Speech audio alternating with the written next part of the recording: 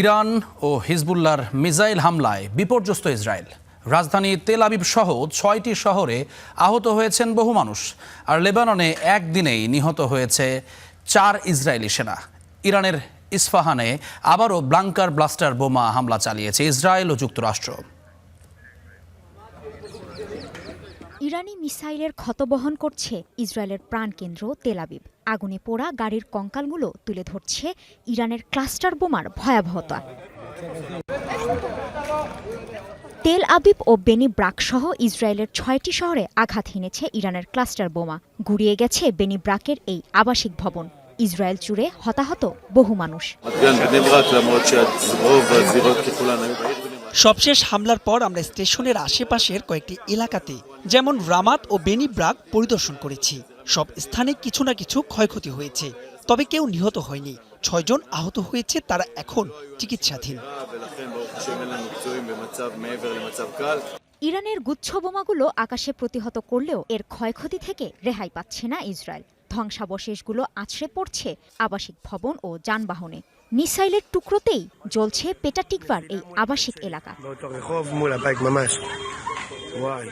ইসরায়েলে থেমে নেই হিজবুল্লাহর হামলা। হিজবুল্লাহর শত শত রকেট ঠেকাতে বিপর্যস্ত ইসরায়েল। মধ্যপ্রাচ্যের শত্রুর অবস্থানগুলোতেও হামলা চালিয়ে যাচ্ছে ইরান। দুবাই বন্দরে নোঙর করা ২০ লাখ ব্যারল তেল বোঝাই কুয়েতের একটি ট্যাঙ্কার হামলার মুখে পড়েছে। এতে সাগরে তেল ছড়িয়ে পড়ার শঙ্কা তৈরি হয়েছে। জাহাজে ২৪ জন নাবিককে নিরাপদে উদ্ধারের কথা জানিয়েছে বন্দর কর্তৃপক্ষ। ড্রোন হামলা হয়েছে দক্ষিণ দুবাইয়ে। একটি আবাসিক এলাকায় ড্রোনের ধ্বংসাবশেষে আহত ৪ জন। বাহরাইনের প্রতিরক্ষা বাহিনী বলছে, যুদ্ধ শুরুর পর এ পর্যন্ত ১৮২টি মিসাইল ও ৪০০টি ড্রোন প্রতিহত করা হয়েছে। এদিকে ইরানে আবারও বাংকার ব্লাস্টার বোমা হামলা শুরু করেছে ইসরায়েল ও যুক্তরাষ্ট্র। ইস্পাহানের সামরিক স্থাপনায় এমন কিছু হামলার ভিডিও প্রকাশ করেছে মার্কিন সেন্ট্রাল কমান্ড।